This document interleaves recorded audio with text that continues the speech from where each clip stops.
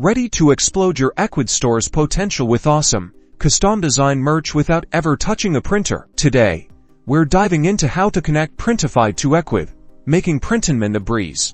First, head over to your Ecwid app store and search for Printify. Click on the Printify app, and then select Install. This gives Printify access to connect with your Ecwid store. Next, you'll be redirected to Printify if you already have a Printify account. Log in if not. Quickly create one, it's free. Now that you're logged into Printify, it's time to connect to your Ecwid store. On the Printify dashboard, navigate to the Store section. Click the Add New Store button and choose Ecwid as your platform. Printify will then ask you to authorize the connection to your Ecwid store. Grant the necessary permissions, and bam! Your Printify and Ecwid accounts are linked.